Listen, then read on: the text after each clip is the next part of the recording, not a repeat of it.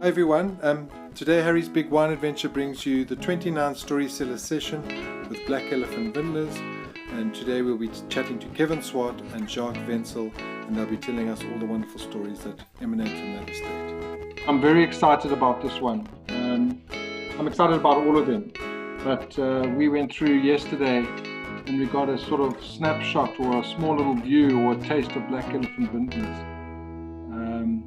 And it's pretty amazing, and I love what they're doing. So yeah, let me start. Just for those people that don't know or on here for the first time, this is now called Story Cellars, but it actually started and was born from this lockdown, and it was originally called Love in a Time of Corona. And what happened was, before actual lockdown, a couple of friends sent some pictures saying, "Harry, what's this wine? Do you know it?" And I would tell the stories. And then from that, we decided, no, why don't we just go buy some wines and then get people to talk about the wines on the session. And this was before lockdown. It was sort of, it was while we were self-isolating, so we could still go get the wines. And we chose 7, and we chose them between 80 and 120 Rand. So they're accessible. And the aim was just to sort of engage, no one was sure what was going to happen with this virus. So it was a bit of a social thing, but it was also about unearthing wines and stories, because for many, they like wine, they can buy wine, they just don't know what to buy. And it's very intimidating, it's very scary. And so they end up going to the same wines all the time. And my philosophy on the whole wine thing is that it's a social tool that was put on this earth to bring people together and to help with people engaging in eye contact and telling stories and talking about their day, sitting around a meal, but to bring people together. And if it's intimidating people and scaring people, it's definitely not doing what it's put on this world to do. So that benefit started coming through, where we started opening up a repertoire of wines, not through necessarily what was in the glass, this kind of fruit and that kind of fruit, but more based on the personality of the entity, not even the individuals. And through that, people start to get a little bit, they can now go and buy wines with some confidence, and they can tell stories when they go to the braai. And stories are obviously easier to remember than belling or residual sugars, and whether the gooseberries are from Tahiti or whether they're from Eden Valley. Okay, so that's where we are. This is the 29th one we're doing, and I haven't cold called anyone to date. People have been elected from people on this group and through people I know, and Kevin was the first person I phoned, who I've never met, and I phoned. And I was like, and the reason why is because I love the story. I've heard the story. I've heard Raymond speak at some public forum. And for me, it was, no, I like this philosophy. It fits in with the philosophy of Harry's Big Wine Adventure and these Story Cellars. And so I phoned him, and what was meant to be a little introduction ended up being a full-on conversation about everything. And it was wonderful. And we went to go visit yesterday, and we got, as I said, a little taste of it. So I'm not going to carry on about all the stories because I don't know them as well as Kevin and Jacques. So you'll see Kevin and Jacques, they're unmuted on here. Kevin, Swart, Jacques, Wenzel, we'll go into that in the naming of and where it all started. But let's just start. So I don't know who wants to speak first. Maybe Kevin, you were a stockbroker, and where did it start from the beginning? Hi, Harry, and welcome everyone, and thanks for the opportunity for us to be here. Really cool. Lockdown's been a challenge, but this has been some of the exciting stuff we've been doing, stuff like this. So very happy to share our story, and we appreciate you guys giving up your time. Yeah, so as a pretty average stockbroker and a pretty average winemaker, well, wine person at the moment, and I guess from that point of view, the story's a bit like this. I studied civil engineering in Durban, and ended up moving to Johannesburg, got into financial markets, ended up on the stock exchange, and became a futures and options trader for a number of years at FNB and then RMB, Rand Merchant Bank. And then was working for a company called Metal when I bumped Raymond in 2002. And we started a business called Noah Financial Innovation that we ran until we sold almost 9 years ago, the 25th of July, nine years ago we sold it. So it's almost 9 years since we sold it, 2011. So we ran on the stock market for quite a while. It was good and bad. You know, we did very well, and then there was a bit of a financial crisis, and things took a turn. We were kind of okay, but the world changed. Opportunity came along, and we sold the business. We were tied in for a little while on bits and pieces and restraints and all those good stuff that comes along. But I was living in Johannesburg at the time. Johannesburg's cool for business.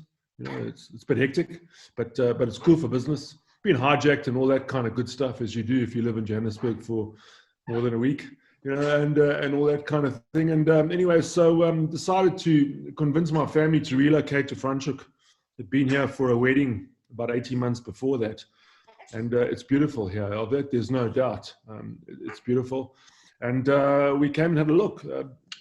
Told the kids I was buying a farm. Made a bit of money.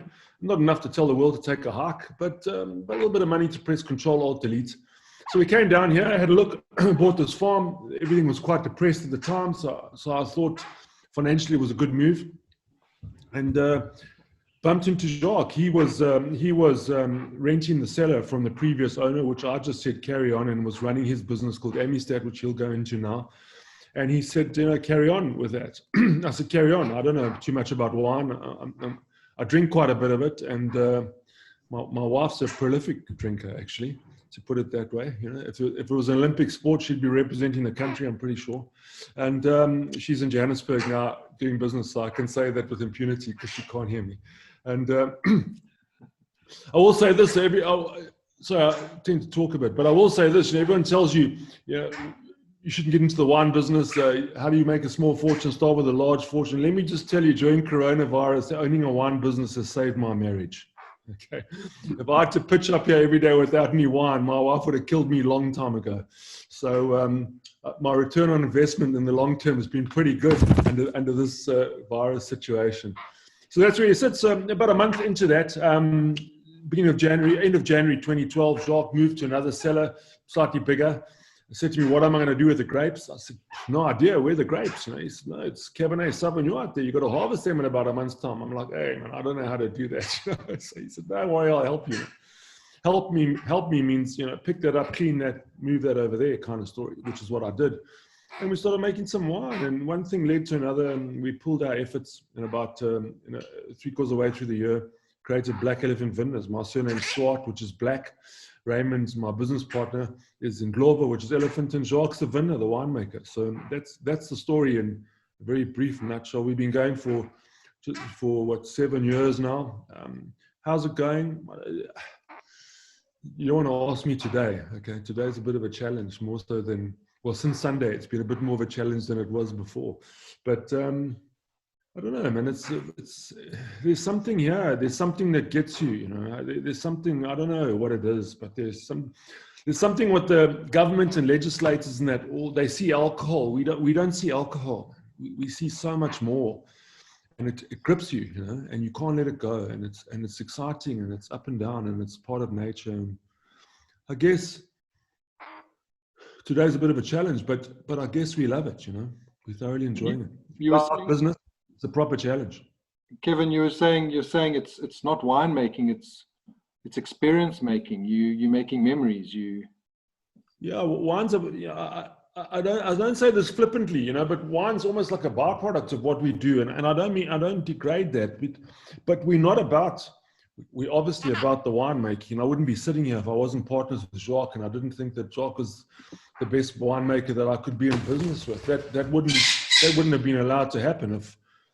It wouldn't have happened if I hadn't have done that, you know. But if I didn't think that, but we're not here to discuss terroir and show you pieces of rock and all that kind of stuff. Some other people do that, and they do that well. We think the experience is what you remember long after the wine. That's what will hold you to our brand, hopefully. And you've got a lot of things going on in that field. So yeah, so what detail you want to? Yeah, so we do a lot of things. We like to be different, you know. So we do a lot of. So there's my bird is busy eating all the cables. Hold on a second. Come here. So he's trying to pull the internet out of the cable. I must just say, when we were there yesterday, the bird was very distressed at the people with the hoodies pruning, and then also with the Egyptian geese flying over. Yeah, so there's something about the guys, they were pruning yesterday. Okay, so he doesn't like the guys that work in the vineyard.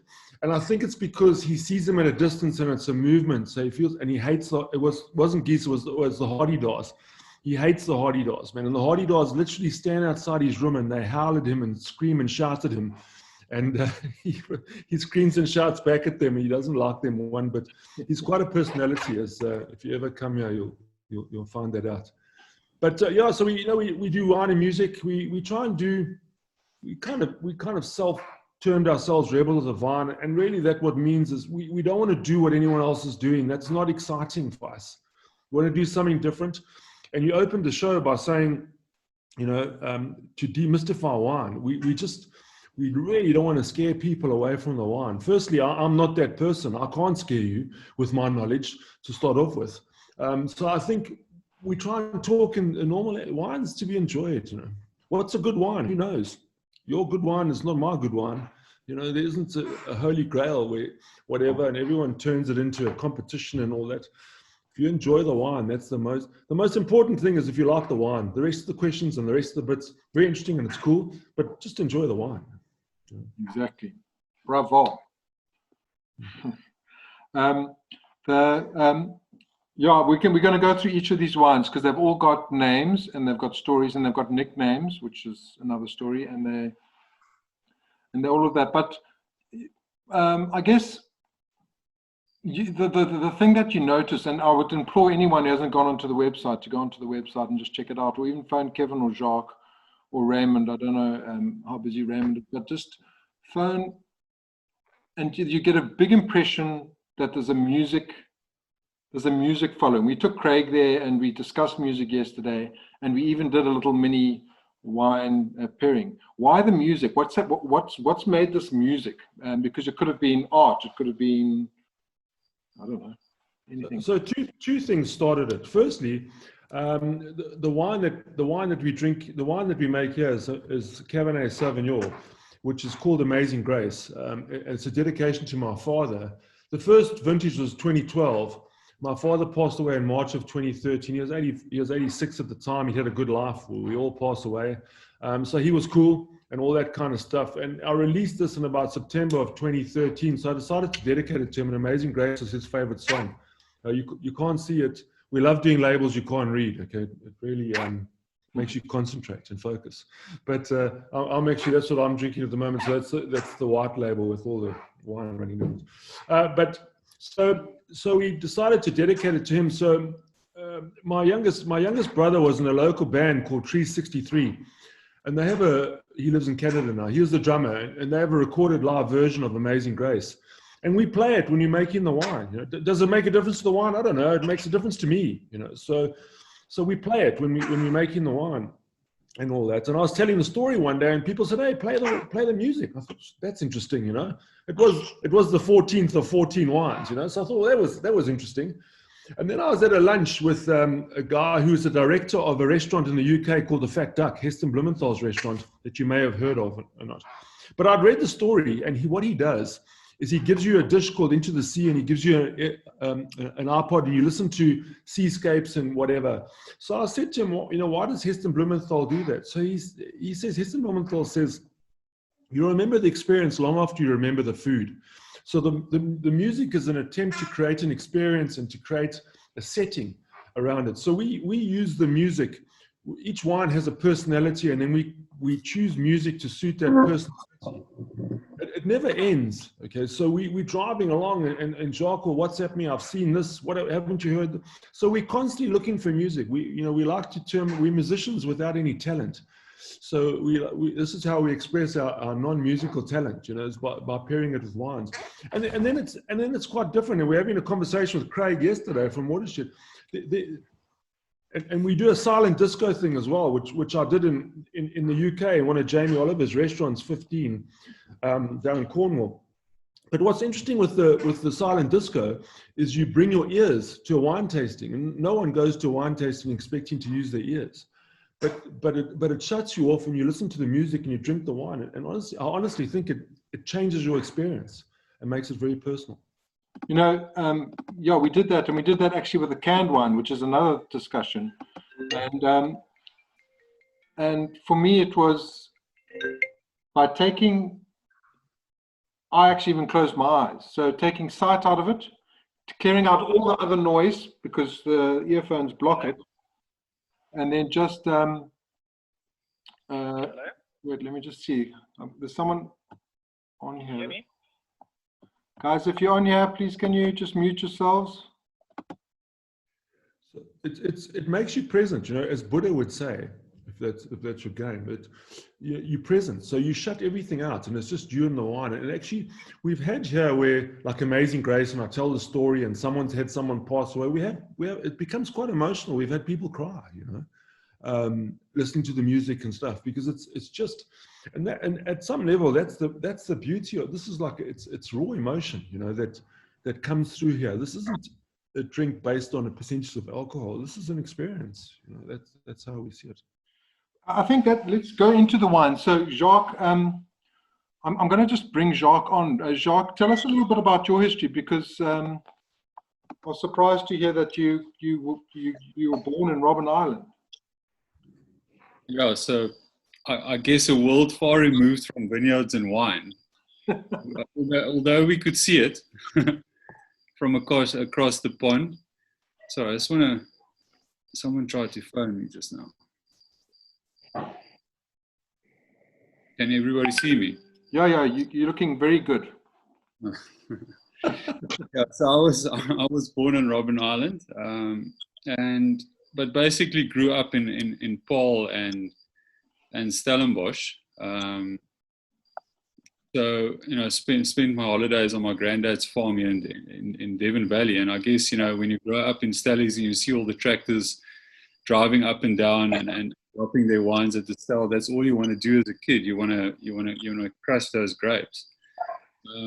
Yeah, went on went at agricultural school, spent a couple of years at Paul Gym as well. I just have to throw that in always.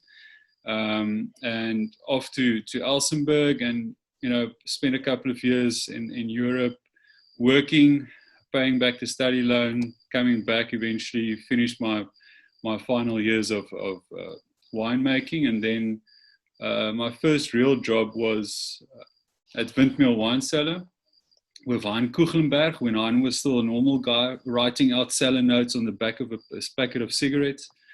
And then I went off to Warwick, spent a wonderful 5 years there when Norma was still around. You know, learned a lot, worked very hard. Was about 10 k's lighter then. And then off to, this is sort of the normal route that, you know, winemakers travel around when we're young. Off to Morrison and Franschhoek. And, you know, that really started a real love for MCC and bubbly, and it was at the stage where bubbly was really doing this in South Africa, and we had all the equipment, all the bells and whistles, and the owner back then gave me the opportunity to travel, so I spent a couple of vintages in Champagne, and then yeah, I think bubbly is sort of all-consuming. It takes up a lot of time and effort, and my real background, spending a lot of time at Warwick, was Reds, and I wanted to get back into the Reds as well. So I went off to join the Burger family in Wellington for a couple of years, and then sort of middle 2011, I decided that, you know, it's time to start doing my own thing. So went back to Franschhoek, settled there, started doing a bit of consultation, made a bit of wine for myself, and then eventually ran into Kevin and helped him to make wine via WhatsApp. Yeah, and you know, a couple of months later, I think we sort of sat together and said maybe there's an opportunity to pool our efforts, and off we went, and here we sit 7 years later.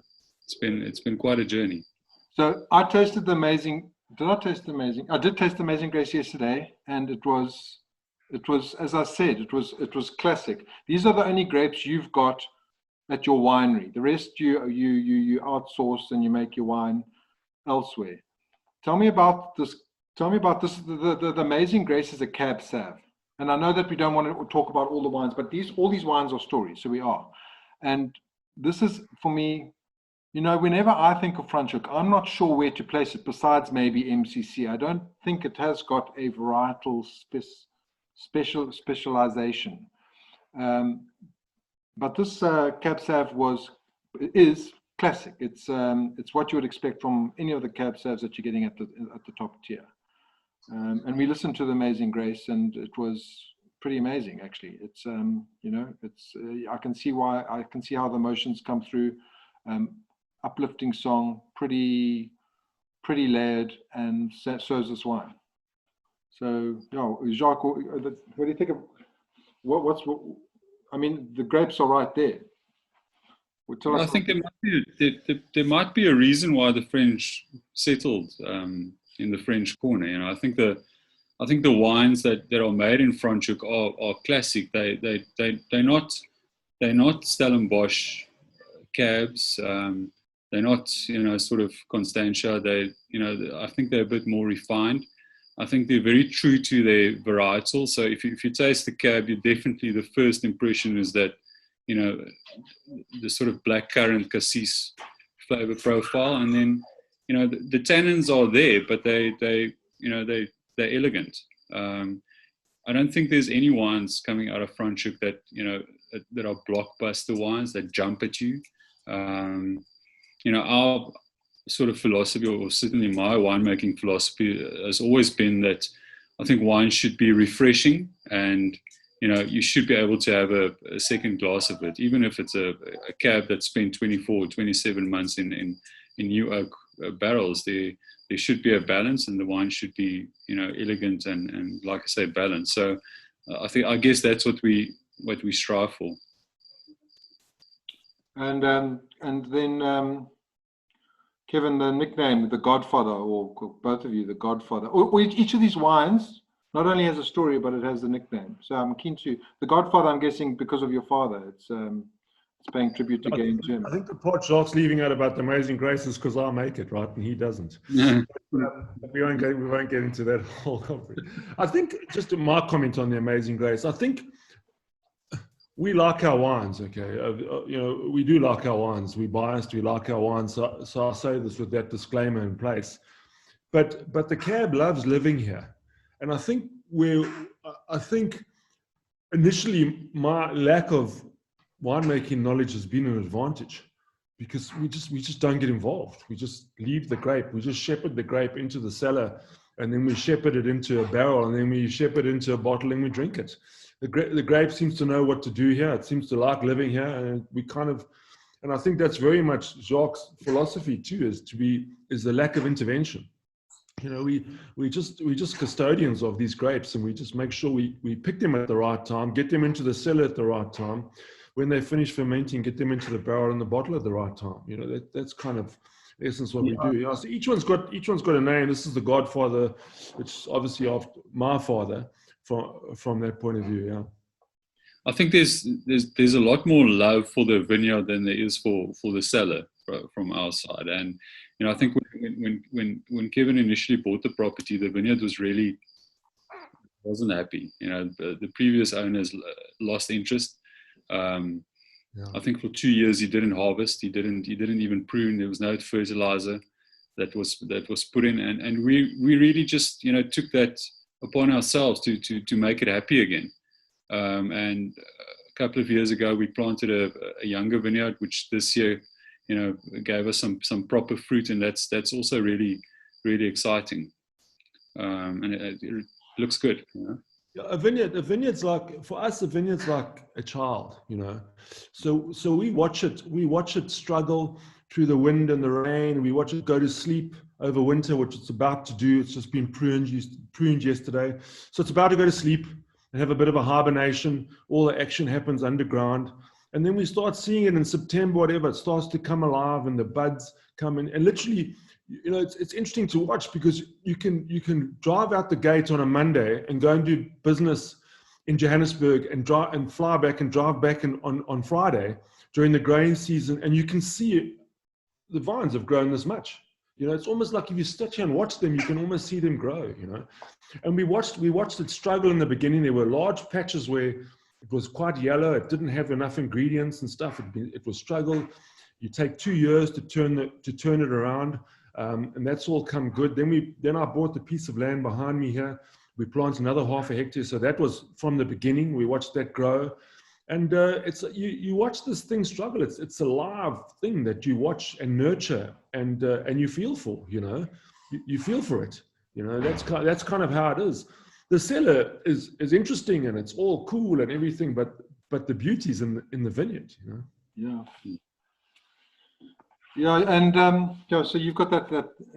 If you look at the vineyard, you've got this patch of green lawn. I suppose that takes us back to the music and picnics. You know, since I've been there, I've heard of people who've had picnics there. I've had lockdowns, sort of drinks. You know, you're talking about the pairing of music, and I think we had a slight chat on this yesterday about the subconscious and how, you know, I mean, there's no denying the fact that if your how you appreciate wine is impacted by your mood, and by that's really been proven many times, and your mood is impacted by music. So, but you don't get that technical when you're pairing the songs to the wines. I mean, how do you choose? What's the basis of choice? Do you sit around and go, what's on your playlist, what's on my playlist, or? No, so let me take two dogs. The Amazing Grace is easy because that's with my brother, and that kind of started the whole thing, and that's the only song, literally, I don't think that's ever changed. But let's take the two dogs.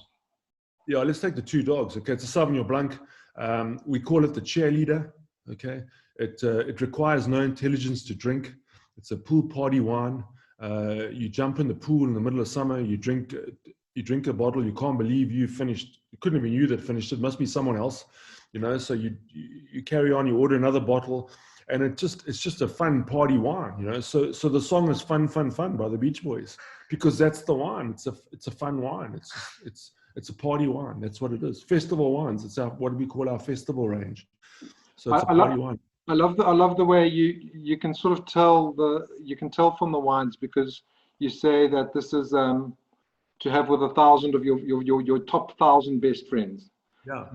And then your Semillon is to have with your top 4 best friends. Yeah, exactly. Yeah, and choose those four carefully. You know. Yeah, exactly. So, but that, I love that, because that sort of explains the wine. You know, Trace and I always have this. We'll have a nice wine, and we're like, do we share it with friends who know about wine? Do we share it? Do we not share it? Do I even tell Tracy about it? Do I drink it by myself in the dark in the bathroom? It's these kind of discussions. We always end up saying we're going to share it. But often we regret it, because everyone thinks it's the cheerleader, and it's not. And you like see it gulped down. But I think that if you stick true to the philosophy and the essence that it's just a social tool, it's just something to bring people together, then you can get over those kind of things. No, Semillon's not a pool party wine, you know. No, it's a serious wine. Yeah, it's a red wine dressed up in white wine clothing, I think. You know, so it needs to be treated as such. And the particular one we've got, the Dark Side of the Vine, the vine was planted in 1905. So it's a very historic old bush vine. And it's a wine that demands your attention, you know, and you need to give it its due, you know. The two dogs says to you, hey man, I'm just here to party with you, man. Just ignore me. I'm having as good a time as you, you know, carry on. And I've just had some, and we had it yesterday. It's the same wine that's in the can. Same wine in the can. But Jacques, so I've got a question for you, because Semillon, I love Semillon. Semillon is a very traditional grape. I think it is one of the oldest grapes we've had here. It's so beautiful also in our Bordeaux white kind of blends, yet it's so misunderstood, and I don't understand why. You know, this should be something that everyone is buying and drinking, and it's one of the wines you can actually age. As you said, it's a red wine dressed in white. What's your view on that? Yeah, I think it's maybe exactly that Semillon is really, it's a white wine that's meant to age. You need to be a bit patient with it, and you know, we tend to, as South Africans, we want to drink 2021 Sauvignon Blanc now. And I guess in some cases, we don't really have that, you know, sort of sit down and eat and pair your wine with your food, maybe type of culture that they might have or definitely have in Europe. So we get a lot of guys through the tasting room, and especially last year, for some reason, we had a lot of Italians, and, you know, they tell that story. They get up in the morning, they have their coffee, they go down to the cellar because they know what they're going to eat tonight, and they take out a bottle of wine and they open it, they taste it, okay, it's cool. Tonight they come back and they sit down and they have food with the family. But, you know, Semillon is that wine. It's you need to put it down. It gets better with age. You know, Semillon that's 5 years old is still a baby, and especially for bush wine, Semillon. Definitely.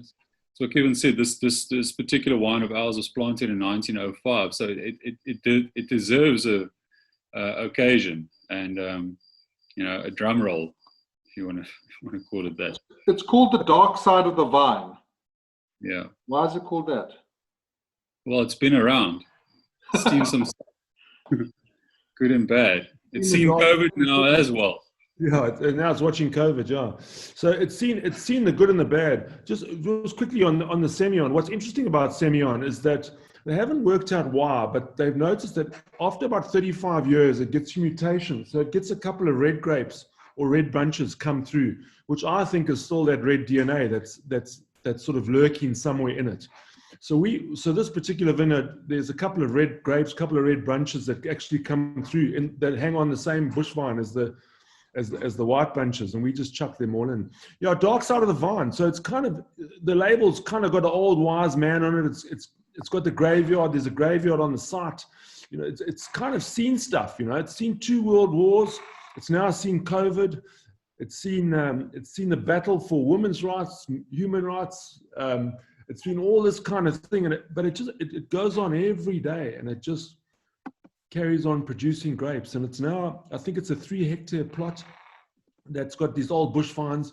We've been getting it for quite a while. I think the lowest I ever saw it was, Jacques, if I'm right, was about 3 tons. And the most I've ever seen is about 12 tons, maybe. I don't know, I can't remember. But it varies, and it's interesting to watch. It adjusts, you know, so the drought comes, whatever. It's seen droughts, man. It adjusts itself and it takes itself into account.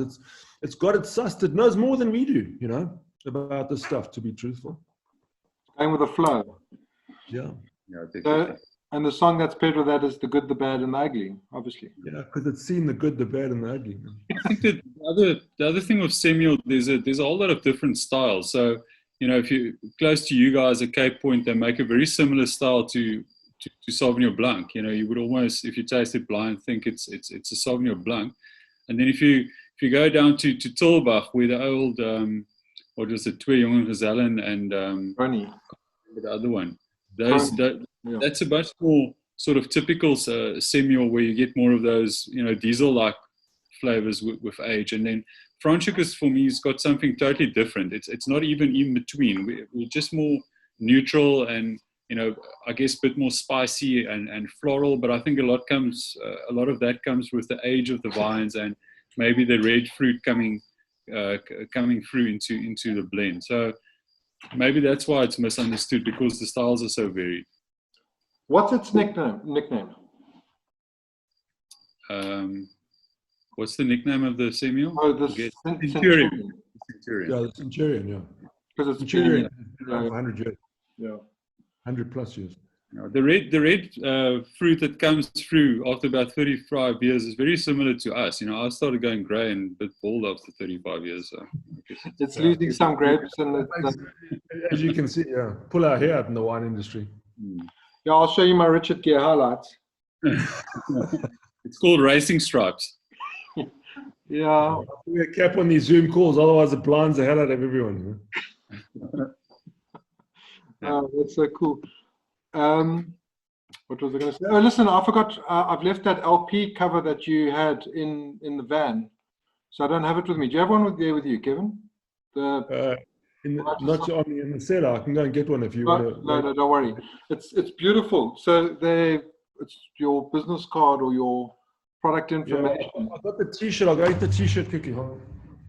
It's an LP-sized record, and it's got, you know, the prism from Pink Floyd, Darker Side of the Moon. Goes through the prism, the colors, and then it refracts down. It's the same, but it's got a glass of wine. And then you open it up, and there's a bit about the three rebels and the philosophy, and it looks like a record. You look like you're carrying a record around. It's cool. Now, we used to have sort of fake records inside with all the tasting notes as well. But we changed, you know, every time you can add a record. Yeah, there we go. So the other thing I love about what you guys do is everything's clever. Everything's, you know, I think it's well thought out. There's it's congruent. And you've got awesome merchandise. You've got awesome thinking. You were going to do a harvest festival if it wasn't for this. Does someone want to tell us about that? Yeah, so we wanted to move more to having. So we've always done quite well at events. So in Franschhoek, well, not Bastille Day is not really our game, but something like Uncorked. If anyone's ever been to Uncorked in Franschhoek, that really works for us. You know, our business is small. Jacques and I are the only employees. We have Annette on accounts, but she kind of consults us, and Sean helps us on marketing, and he does that, and Raymond works somewhere else. But everything we do is the owners are involved. There's no staff.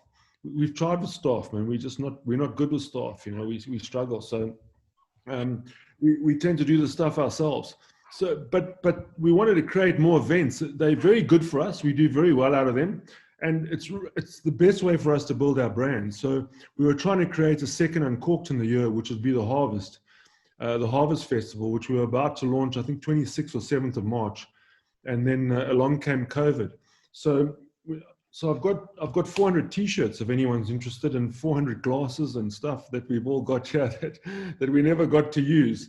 But it was an idea to create more of a personal experience and explore the music side actually more with that, you know. I want to go into more detail about the silent disco, because we got Craig was there, Millie was there. We got a slight thing, and it's not just, you know, for social distancing, you can get 50, you can get 100 people sitting on a lawn with some wine, and you can drink the wine on your own. I know that sounds like it's probably on the verge of being an alcoholic, but really you can do it as an experience. And I think I think it's so clever. I think that it's, as you mentioned yesterday, you know, the drive-in's coming back, but it's coming back in a different way.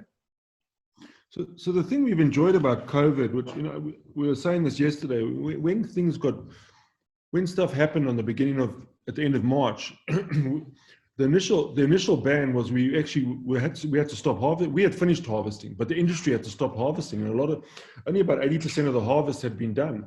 So the initial stop was to stop harvesting as well. And there was a lot of fight around that, and eventually they got the harvest back on track about 6 hours after the ban started. But you know, we went through the whole denial, anger, frustration, suicidal, all that, you know, all those steps that you go through. We went through all those things. And then we started to see that the whole business model was changing and everything was changing. We were quite well set up for online and had kind of been pursuing it in parallel, but not aggressively. So it kind of fell in line with us. And I think, you know, there were days when you know, Jacques and I, we see each other every day I mean, it sounds like a love story, okay? But we've seen each other every day for 7 years, you know, and we work this closely and we talk, and we didn't see each other for like, I don't know, 5-6 weeks or whatever, you know, talking. And we went through the whole thing with days when he couldn't phone me because I was so annoyed. There were days I couldn't phone him that he was so annoyed and whatever and all the rest. And then we started to realize actually the whole business model's changed, you know, it actually suits us because this kind of thing we like to think is our strength. We like to talk, we like to experience, we like to interact with people. So we're not a supermarket brand, you know. We won't turn down a supermarket. Well, I don't know, but you know, we're not saying we haven't said to supermarkets, you know, get out the door, but we're not a wine shelf business, you know. It's a hard sell because every sales thing's kind of organic. But we enjoy this, you know. People come here and they do a tasting and music and wine pairing on Fridays with Jacques and on Saturdays with me, and they sit here for 3 hours, and we leave as best of friends, and you know, and whatever, and we can stay in their house in the US, and they can stay, you know. That's kind of, we feed off that energy, I think. You know, we really enjoy that. The mundane story of trying to sell volumes of wine on margin, that's not our game, you know. So when we were driving back, Millie and Ingram, Craig was in his own car, but Millie and Ingram and I were discussing if the curfew's 9 in the evening to 4 in the morning, what we could potentially do is not leave before 9 and just leave at 4 in the morning, pretend we're going to work. That's correct.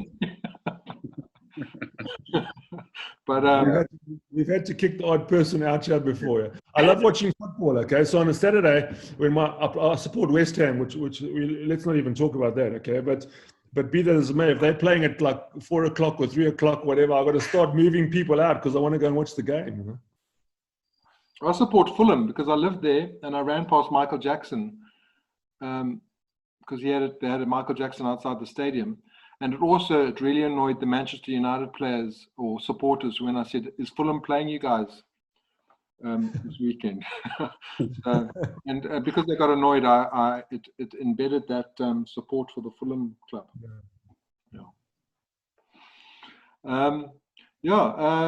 Let's talk about. I want to talk about okay. First of all, so the wines have been sort of categorized into, again, music, festival, backstage, and golden circle, and again that sort of speaks to the fun of the wines.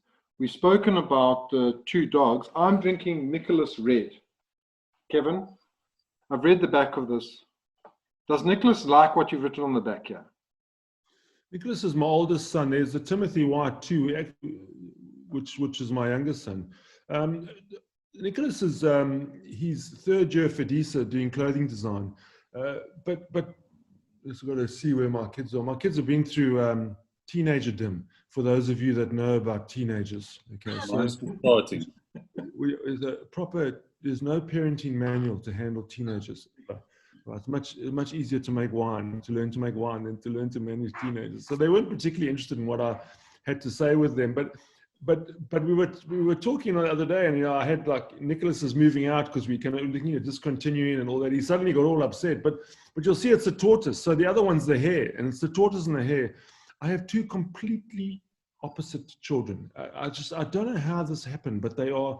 It's like I'm told my wife is adamant they come from the same father, but they are 2 completely different children with the opposite ends.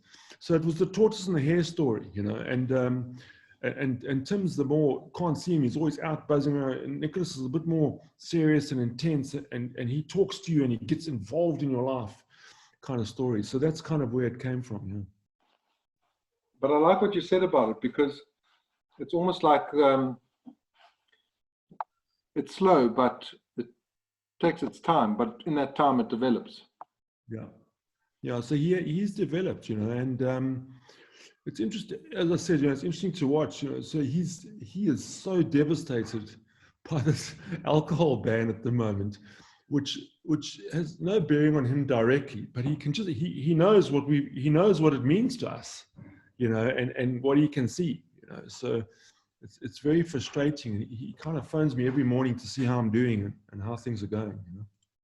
So I'm going to read the back, because when I read it, I loved it. I really loved, and this is what I like about these wines, these stories. So I'm just going to read a little bit. Hello and welcome to the wonderful world of Nicholas Red. This wine is named after my eldest son and shares many of his characteristics, which can be compared to that of a tortoise. Like Nicholas, the wine takes longer to mature. It's sensitive and needs to be nurtured. There's a constant battle between the negative and positive going on, and if you treated it harshly, it will draw back into its shell.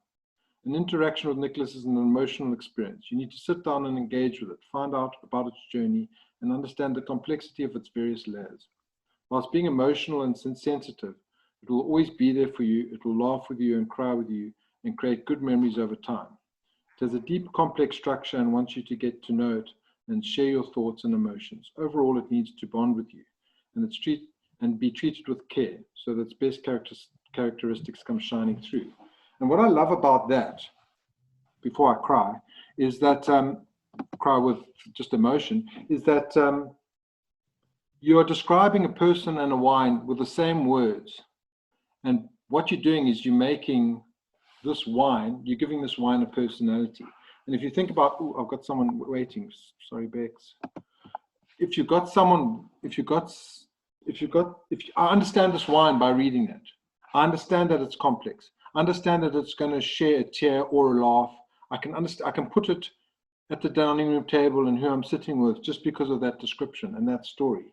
And that's what I love about the thought that has gone into these wines. And I'm not as sure if the wine was thought of to match that story or the story, but it doesn't matter. It's just very congruent for me, and I really love that. So that was written 7 years ago, and it's spot on when I think of him today. Absolutely spot on. But I think this is where Jacques and I are very much aligned. You know, I think wine's a living organism. You know, it keeps evolving, and we see the wine, we see the grape as a character and something that almost, I mean, it sounds cliche, but it's almost a partner in the business. You know, that we talk to and share with and nurture, you know, I guess. So I love the Southern Rhone varieties. I love wines from Southern Rhone. I love the Southern Rhone.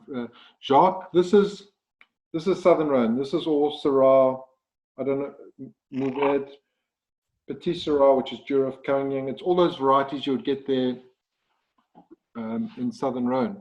Is that good? Are these ones are from Franschhoek as well?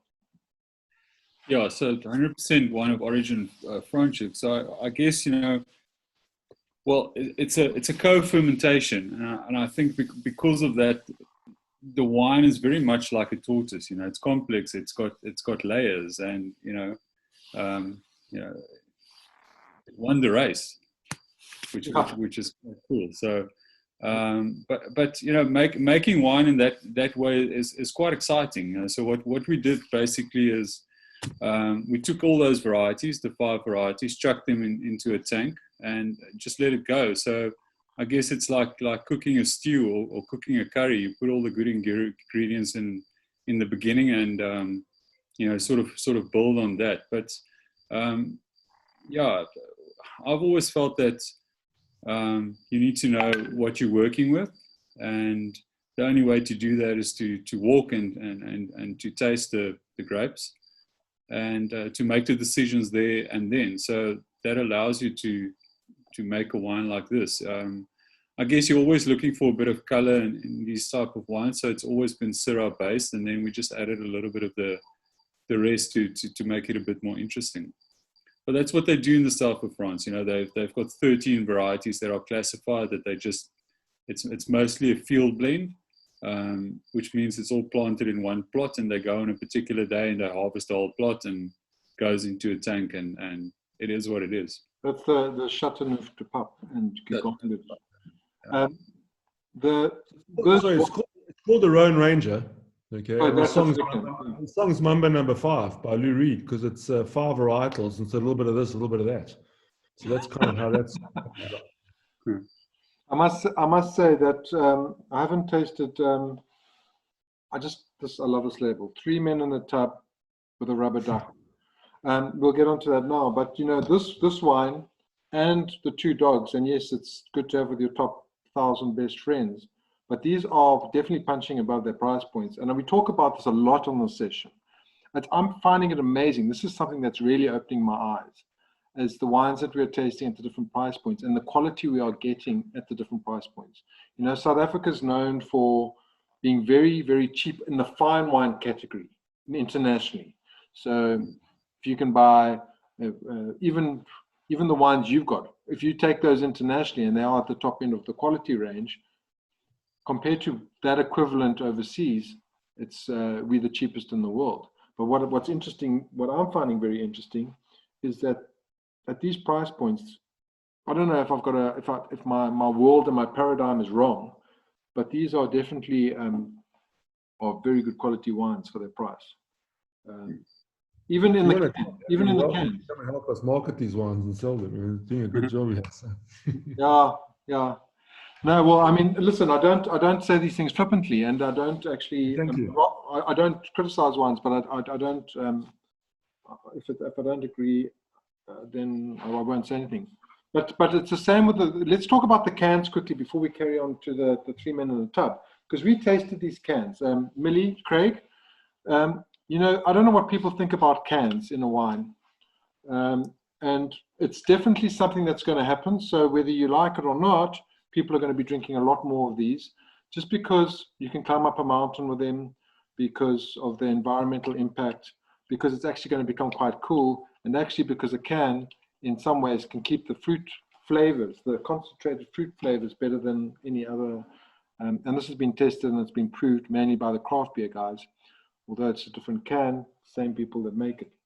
Anyway, we tasted 3 wines. The 3 wines that you have in the cans, we tasted the Pinot Noir, the Rosé, and the Sauvignon Blanc. And I spoke to Jacques while we were doing this music pairing. And these wines are on song. They are really, really precise and really, really good. I think the Sauvignon Blanc is the 2 dogs. And then there's a Pinot Noir and then the Rosé. So what started you on the can journey? Kevin or you guys, Jacques. Well, Kevin traveled to the States and he came back and said, we need to do cans. So that's basically it. But that was, 4 years ago. And then they were already flying with cans over in the States. And, you know, so South Africa always sucks in the hind tit. So it took us a couple of years to, you know, there's a lot of red tape always in South Africa. But, you know, the main thing back then is we actually didn't have the material. We didn't have the particular can with the, you know, the lining that's needed that doesn't allow the interaction with sulfur. And it took a couple of years, and then they started doing some shelf life testing with BevCan and Salvis and the Wine and Spirit Board, which also takes a little bit of time. And then in December last year, it was written into wine law, and it was late in the year, but when they said yes, we decided to give it a go. We had some wine in tank and you know, available, so we started off with the Sauvignon Blanc and the Rosé, and then added the Pinot Noir in sort of end of February, just before we got shut down. You know, it's an exciting category. You know, like Kevin always says, the can goes where the bottle doesn't. It's light. It's, you know, you can get 20% more volume into a container. So we're pushing that whole carbon footprinting, save the world thing. But, you know, on top of that, it's good quality wine. We're not messing around. We're putting proper stuff into the can, and we're trying to create a category here. And like I said to you yesterday, Harry, if someone opens a can and the wine's bad, then, you know, we're destroying that. And you know, I think there's a real future for. Yeah. So actually, there's a vested interest to put the best wine into the cans, because otherwise that as a category is going to be blown out of the water. In terms of what you're trying to achieve, you know, otherwise it's going to become. But the other thing that you said, which also rings true, is, you know, I go up the mountain with Trace, and she wants a Sauvignon Blanc, and I want a red. Yeah. I know he's got to carry both bottles up. It's not Sienna she's for. It's probably me. And so if you've got the cans, you can split. And, you know, yeah, it's a no-brainer for me. And in fact, as I said, it's happening. It's going to get more and more. And in fact, when we're trying to do the cross-selling with craft beers and wines to a category, there's this platform I mentioned, Gratify.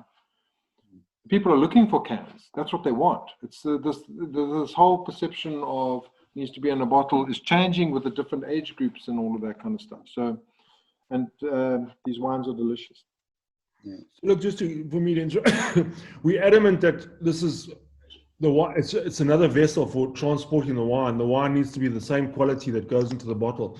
There'll be a large set of people that won't do that, but there's a lot of set of people that do that in the bottle anyway. You know, but really the can is where the bottle can't go. So it's not a competing product. It's for camping, it's for hiking, it's for sports events, it's for music festivals, all things where bottles deemed a lethal weapon. and can't go. A can is not. Okay, so you can't throw an empty can at someone and hurt them, which you can with a bottle. The irony in the can technology was in the 2010 World Cup.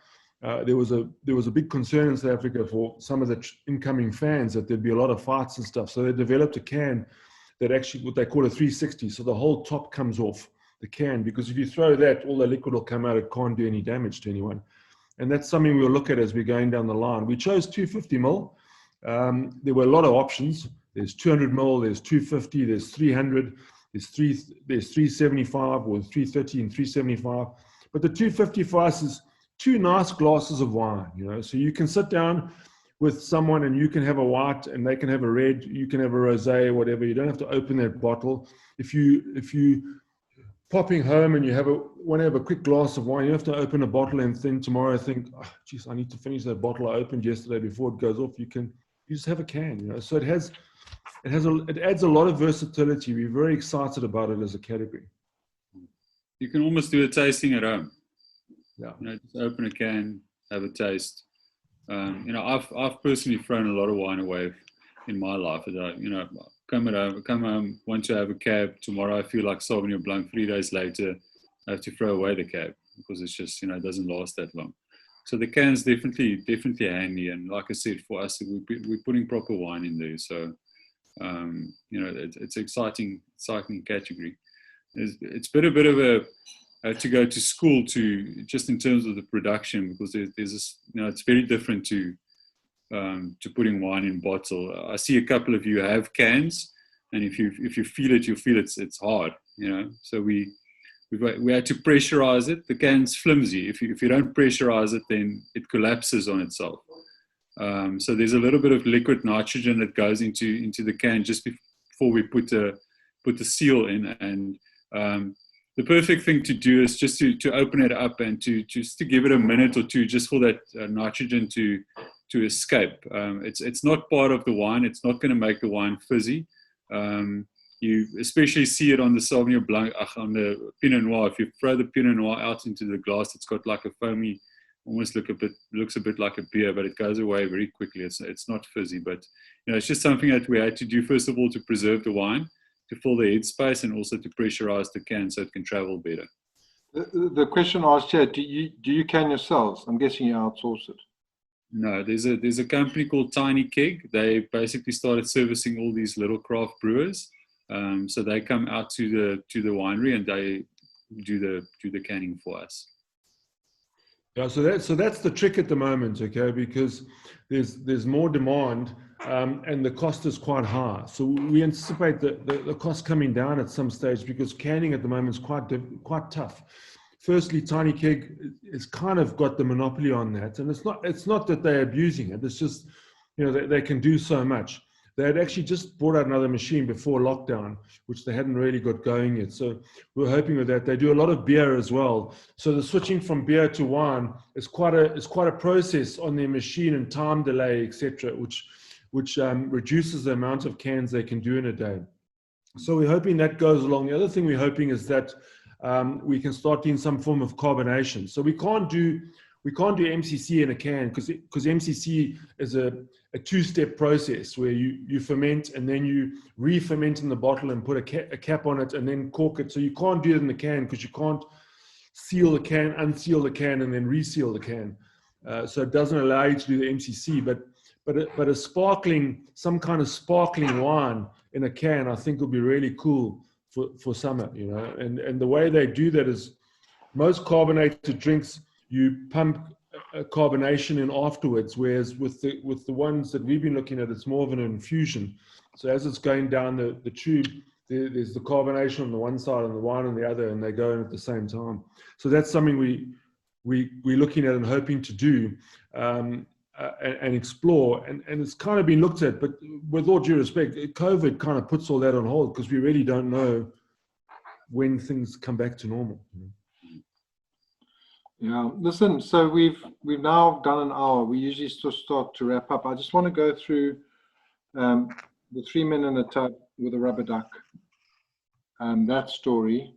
The stories are on the website, and I'm pretty sure that you can phone Kevin or Jacques and they'll be able to tell you anything else you need to know. But this, and I love the picture.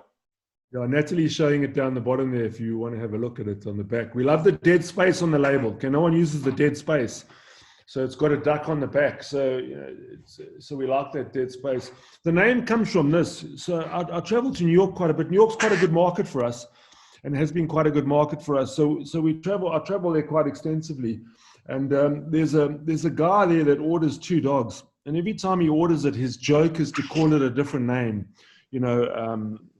I don't know, all of whatever. And one day I was walking with the agent there, and he phoned and he wanted to order 2 men in a tub, and I thought, shit, what a cool name. So I came back and we turned it to 3 men in a tub, which is myself, Jacques, and Raymond in the tub, the way it's set up with the rubber duck. And the rubber, what goes on in the tub stays in the tub, and the duck's not quacking. That's kind of the story behind it. But we take, all this is interesting, but there's a marketing thought behind it, because what we think is that if you see that on a wine list somewhere, you're intrigued. Why the hell is that like that? It's grabbed your attention. There's 2 types of labels. We feel there's 2 types of labels in this world. There's a show and tell label, which is a very traditional style, where I show you a picture of my vineyard, and it's Kevin and Jacques' vineyard, and it says Chardonnay. Shows you what it is and tells you what it is, which is where the wine world has really played a lot. Unfortunately, I don't think that grabs your imagination. You walk down a lot, you see all those, that goes in one ear and out the other. Then there's what we call a mental leap label. 2 dogs, a peacock and a horse. Why the hell have they called it that? And suddenly you focus on it, to see why that happened. And that's kind of the reason behind a lot of these names and ideas is to make it just, the label's important. We buy books on covers, we go to movies on posters, and we buy music on CD, on album covers. So those are the things that attract us. So a label's a vitally important part of the wine industry, I think, or the wine business. Yeah, so if you walk into a wine shop, and you want to buy a bottle of wine, it takes you 14 seconds to decide what you're going to buy. So that's as a new brand, still a new brand, that's what we've got to grab people's attention. So labels are interesting. When I walk into a bottle store, it takes me 2.5 hours, and usually I go out and go get lunch and then come back, and I still don't know what the hell I'm buying. So, but that's because exactly what I said. There's so many labels and they all look the same. Yeah. And I don't understand the stories behind them. And I do know that we're going to open up for questions now. I do know that there's people in this group, Polly isn't here tonight, who's all about the label, because she says that at that price point, the wines will be the same. Otherwise, they wouldn't be at that price point. And so it's a very interesting discussion. I don't know if you guys have heard of Peter Walzer. He's another guy who I really love, like I do with the Black Elephant Vintners. And he doesn't put anything on. He doesn't even put the varieties on. He takes away that whole. Yeah. He doesn't want you to go in with any preconceived notion about the wine whatsoever. He's got beautiful pictures and names, and this is that. This is you two are the same ilk, and I really love it. I'm not going to go into all the wines. I'm not going to go into the MCC, which I know Jacques. Actually, Jacques, tell us Jacques does a range of MCCs. There's one that's got no dosage. Just meant what does that mean for people when you say no dosage? So we call it zero dosage. Yeah. And zero dosage is at the end of the process, when you decide this wine needs to go to market, you start taking it through the riddling process to clean the wine out, to take the yeast out of the bottle, and then it goes onto a machine that takes off the crown cap. The yeast shoots out the bottle, and then you can sort of slightly change the style of the wine by adding sugar, adding a bit of sulfur if the wine needs it. You can do a whole lot of things to change the style slightly. So, this particular wine spent 100 months in bottle, so I don't think it needed something else. The wine was perfect. So we just topped it up with the same wine and, zero dosage. Dosage is is a big thing in Champagne, and every Champagne house has got its own secret. It's like the Coca-Cola recipe, and they guard it and they pass it on from generation to generation type thing. So yeah, it's quite a big thing. But this is it's the raw wine. It's a perfect champagne, if you want to call it that. So, and I think maybe where the world is at the moment with all pre-COVID, with this whole movement to plant-based and to vegan, and it sort of fits into that mold as well, I think. So Jacques, the question is 100 months, in the bottle. 100 months in bottle. Yeah. So, and just to remind everyone that Jacques was at Morrison. I believe they're changing their thing, but one of my favorite bubblies when the pink one. But more importantly, Jacques spent a significant amount of time in Champagne. So, and that's the home of these. Sorry. No worries. It's the home of bubbly, and I think a lot of countries are trying to replicate that with Cava and Franciacorta, but Champagne's the home, and of that specific style of double fermentation in the bottle and secondary fermentation in the bottle and all that kind of stuff. Anyway, I'm going to leave it at that. Guys, if you want to ask questions, I'd listen. Thanks, Kevin. Thanks, Jacques, so much. Thanks for yesterday. Thanks for today. I'm sold. I love it. I cannot stop talking about it. And even when I talk about it after breakfast, which I don't have wine for breakfast. So I'm even talking about it without wine in me. So you're safe, Harry. This is a safe environment. It won't go further than these four walls. You can tell us. Well, I like it that you said that your wife was up in Joburg and she can't hear this, but I've recorded this, so she might. Does anyone have any questions? Just unmute yourself and ask, and then if you finish, maybe mute yourself, and then we can get into the social thing.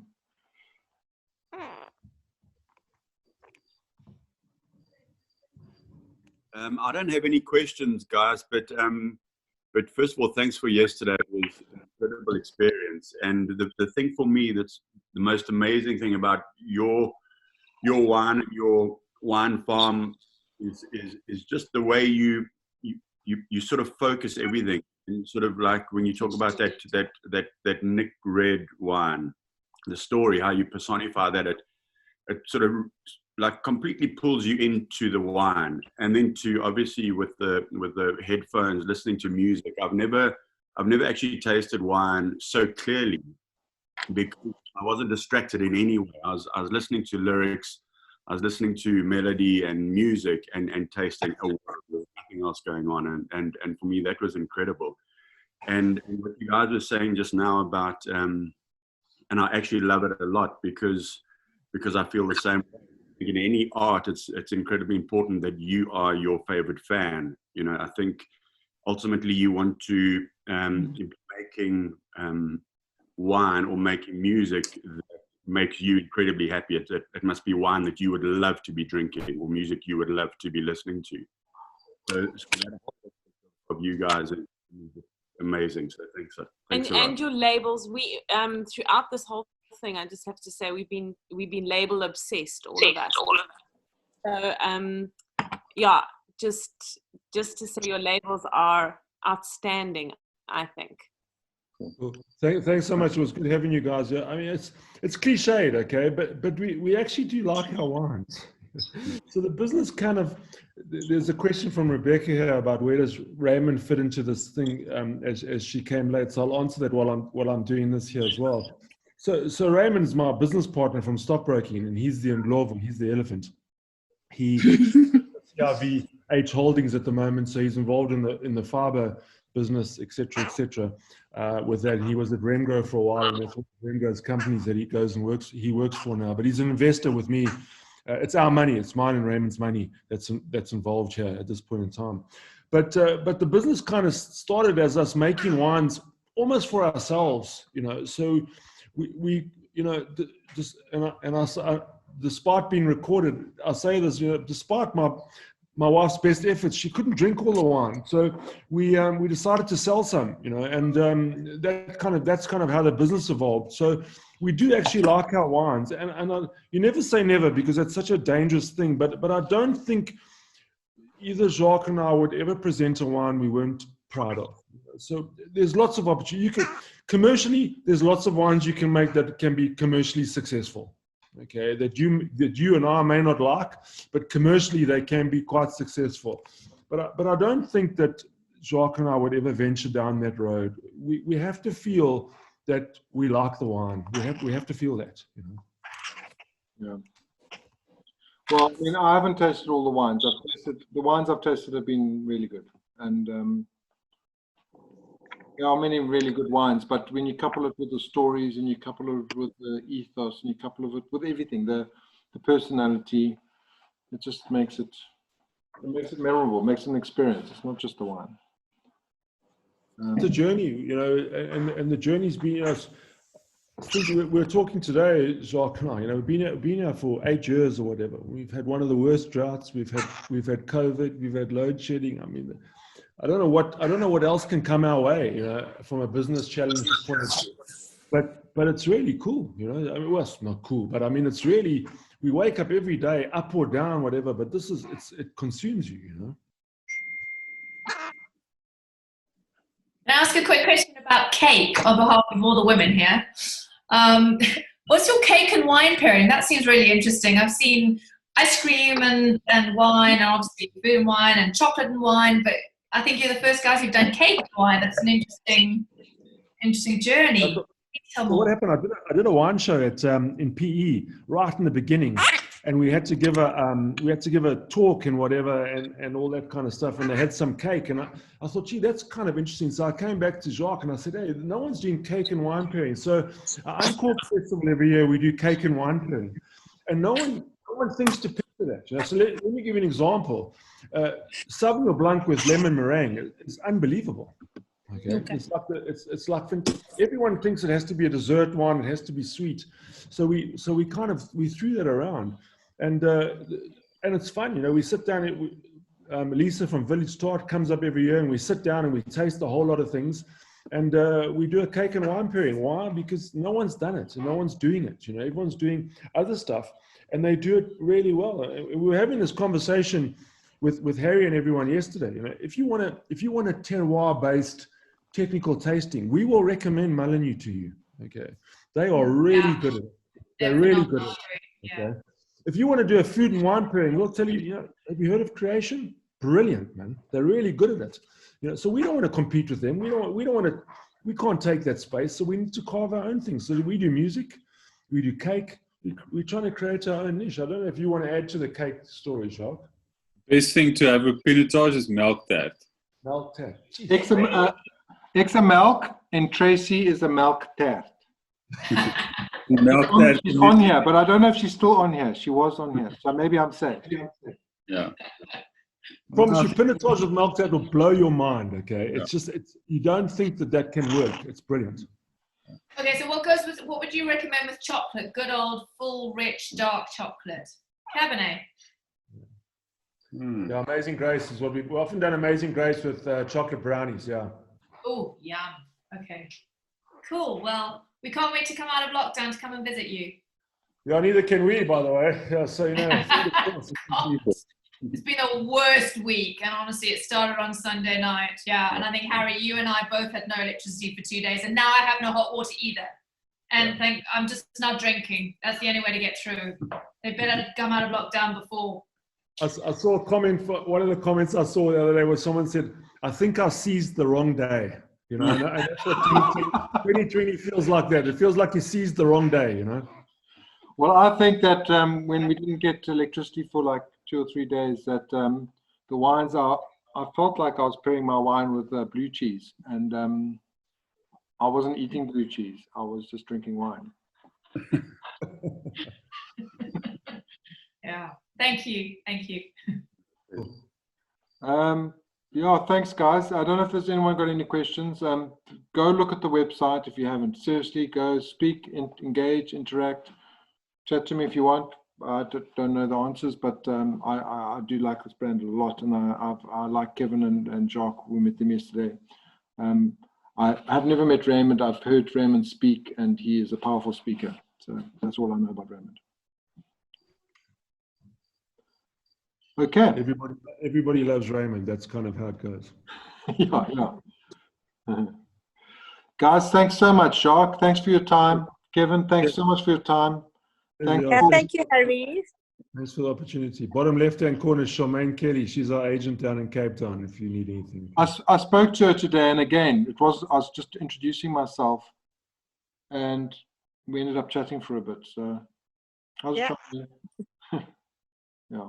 Charmaine, where can we buy the wines? Well, when we can buy wine, where can we buy it in store?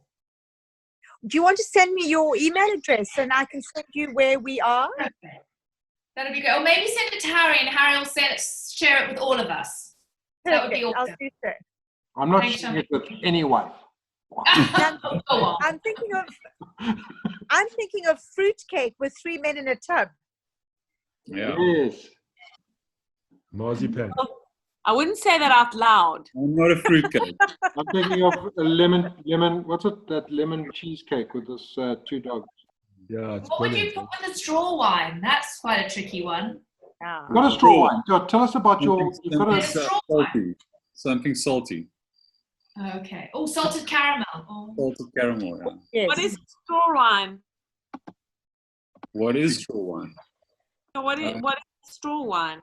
Yeah, so it's a style of wine. So you go into the vineyard, you pick the grapes, and then you pack it out onto hay bales, leave it out in the sun to basically dehydrate. And then at some point, when you're happy with the amount of sugar that there is and the concentration, then you take it through the normal process. So yeah, we've got something similar, but it's a vine dried style that we make. So we leave it on the vineyard to desiccate almost, and then take it through the process. Basically what happens is the liquid evaporates and you're left with incredible amount of sugar. So we got something called the Honey Thief, which I think has 340 grams of sugar per liter. Okay, wow. Whereas the Sauvignon Blanc has 3.4 grams per liter. You know, so it's not something that it's not something you're going to sit down and smash every day around the pool because your teeth will fall out. But it's quite nice to have after a dry tasting or something or whatever, you know, after you've had, we do a tasting here and there's about 14 wines. That's the 14th. And after 13 wines of dry stuff, whatever, it's like your palate goes, thank goodness there's something sweet here, you know, and it jumps at it and loves it. But as I say, you drink that every night, you're going to be seeing your dentist quicker than you thought. You know? I think when Nats was hoping that a straw wine is a wine that you can drink the whole bottle through a straw. We can give you straws with the cans. That's about as close as we can get to that. You know? Anyway, guys, thank you. Thanks, guys, for all coming on again. Love you all. Thank you so much, Jacques. Thank you, Kevin. Thanks, Harry. Pleasure. Awesome. We start social. Thank you. What's your parrot's name? His name's Kulula because he's green and doesn't fly so well. Hello? Hello? Hello? Hello. That's about as much as he knows. This usually gets quite social now, but you can guys, anyone ducks out if they want, or we just have a sip of wine and we chat. So it's up to you guys. But thanks, that was remarkable. Loved it. Thanks, Charmaine. Nice to meet you. I can see what you look like now.